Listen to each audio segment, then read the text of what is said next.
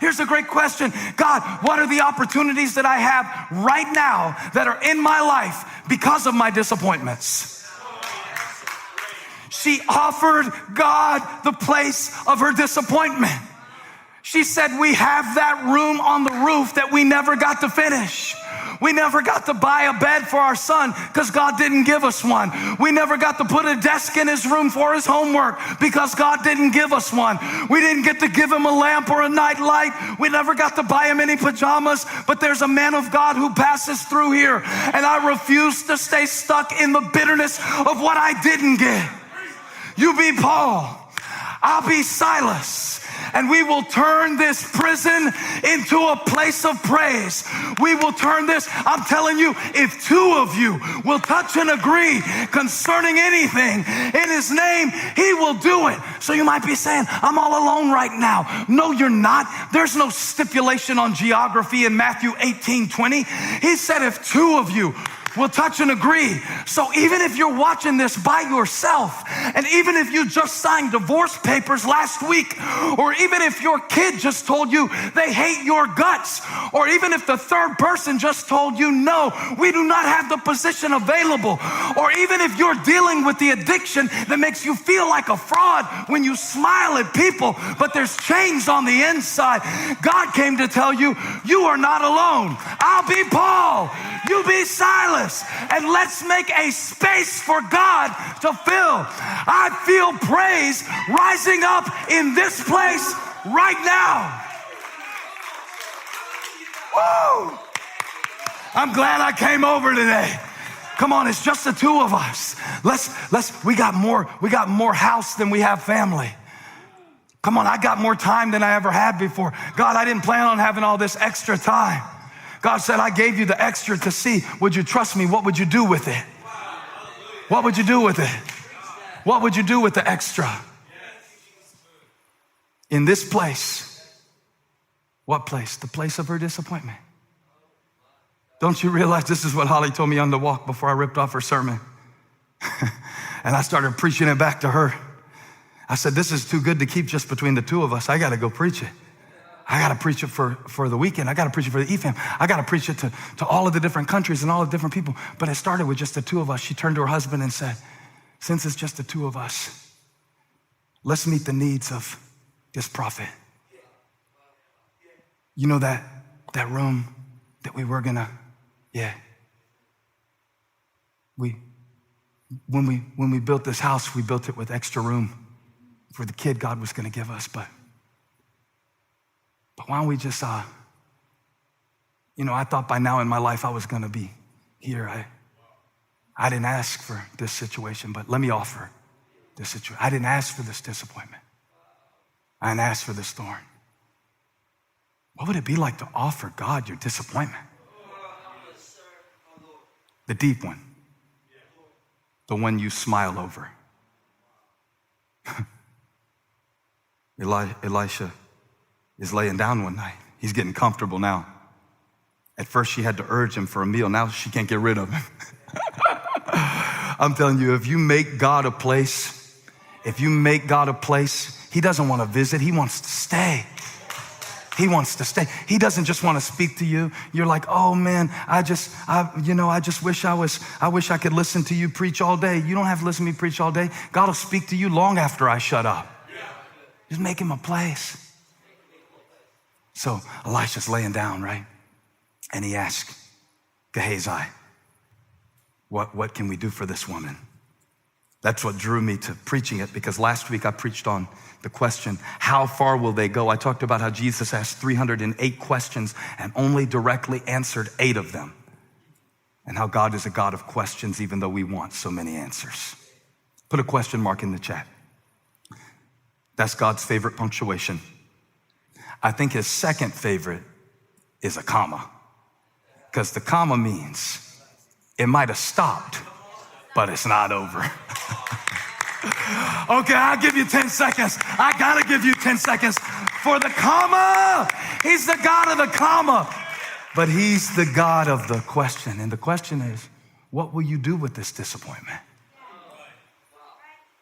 She turned it into a place that God could use. Are you doing that right now? Or are you bitter?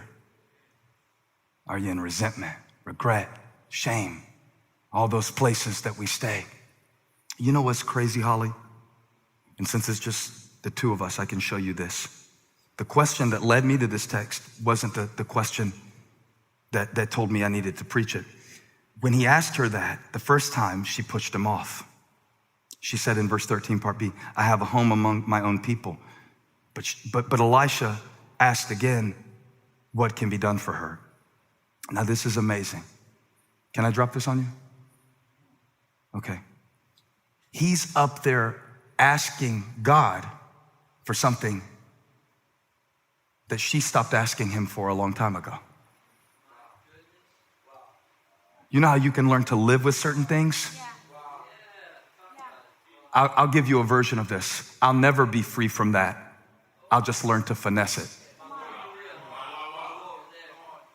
That could be anything in your life. Somebody thought of drugs, somebody thought of sex, somebody thought of negative thought patterns. It doesn't matter. So you say, I'll never be free from it. I'm just going to stop asking. Especially if you raised your hand in church and went down and prayed and this is the time, this is the breakthrough, this is the one, this is it. And so now is kind of a way where you click on church and watch church, but you only let God's word in so far. So you get God's word to cope with stuff, but you've lost hope that it can change. This is the woman. She's a great woman. She's a great woman and God is using her, but there is still something that she stopped asking God for. What is that for you? Because after you've done everything you can do, this is a proactive woman. Didn't you see her pushing the prophet around? If you're going to boss Elisha around, you've got to be a proactive woman. She's proactive. You see how she's talking to her husband? Get a table, get a lamp, go down there. I know you're old. I know your knees hurt, but we got to take care of the man of God. Let's get this room set up. She's not some passive woman, but in this area, and everybody has one. Well, I guess I'll never be happy. I'll be happy when I get to heaven.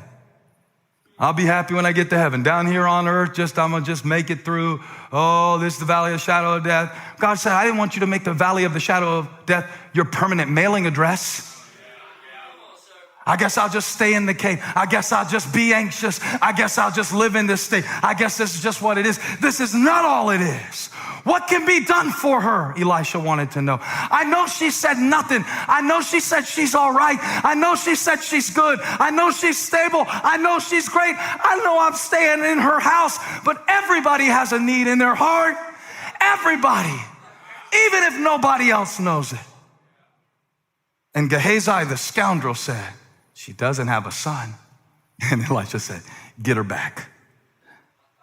I heard God saying, come back, come back. Come back, come back, come back, come back.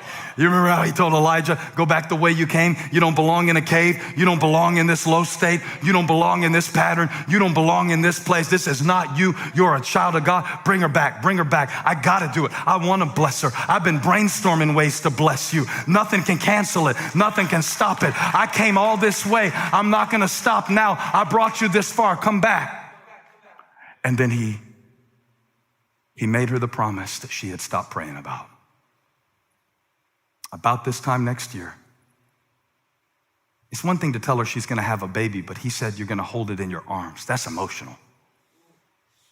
He's giving her a picture of something that has caused her so much pain that she stopped praying.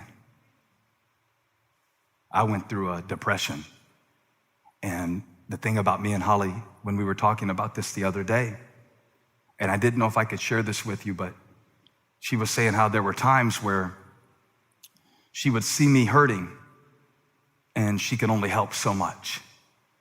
And she would feel so helpless. And she would see me hurting, but she would see me continuing to do what I had to do. And it would come and it would go and it would come and it would go. And during that time, I think I started to convince myself that I didn't deserve to feel good. So I would cover it up by saying, well, I'm just gonna serve God. It doesn't matter how I feel. But to bury your disappointment is not a sustainable strategy. And Elisha said, about this time next year, the thing that you've stopped asking, don't you love the passage? He didn't ask for a bed, and she didn't ask for a baby. And God is giving them both what they didn't ask for. Is God giving you right now what you didn't even ask for in a way that you could have never anticipated? Come on, it's just the two of us right now. You don't have to put it in the chat, but between me and you, is there something that you've buried? Something that God promised? He said, I'm gonna be out of a guest room soon, because about this time next year, there's gonna be blue all over these walls. About this time next year. Oh man, I could just see us right now on December 31st, 2020, like bringing in the new year, like, oh, next year is gonna be better. But she did not respond with praise. Her instinct was to push him away. When God really speaks something significant to you, you push it away. I can't hear that. No. That doesn't feel. Even when something good happens, you get threatened by it, because the last time that I got my hopes up, this is what the woman said: don't mislead me. I've been down this path before. I've hoped before, and it hurts to hope. It hurts to hope. I'd rather just show everybody publicly how good it is. I'd rather just pretend like everything's okay. But just like the prophet said, just like God said, just like he said, verse 17, the woman became pregnant, and the next year, about that same time, she gave birth to a son, just as Elisha had told her. And before we stop and shout over that, the Bible only gives one verse to this little boy's life. The whole chapter has been about her frustration. One verse about his life. Here's the verse 17, or verse 18. Verse 18. The child grew. One day he went out to his father who was with the reapers. Verse 19. He said to his father, my head. His father told a servant, carry him to his mother. Verse 20. After the servant had lifted him up and carried him to his mother, the boy sat on her lap until noon, and then he died. The only thing the boy ever said in the text is my head. That's the only words he got to say. And then he died. And this is what brought me to the sermon. Because after the servant had lifted him up and carried him to his mother, he sat on her lap and died. In verse 21, oh, this is so amazing. Holly, I got to show you this. God showed me this. It was so good. When we were walking around talking about it, I didn't even know this was in it. She went up and laid him on the bed of the man of God, then shut the door. Somebody say, shut the door. That's important. Shut the door. She shut the door and went out. She called her husband and said, please send me one of the servants and a donkey so I can go to the man of God quickly and return. Notice what she didn't ask her husband to do, what he didn't have the power to do. She said, you can give me a donkey, but you can't give me a miracle. Stop expecting out of people what only God can give. This is why we get depressed. We keep waiting on people to complete us. Renee Zellweger was lying to you. If you wait on somebody to complete you, you are going to be in a constant state of suspension, LJ. They can help you. God can use people to bless you, but there are some things that are just between you and God. Only God, just the two of us. I hear God saying, quit putting demands on people that are unreasonable. Let me fill those spaces. Let me have that room. Let me have that question.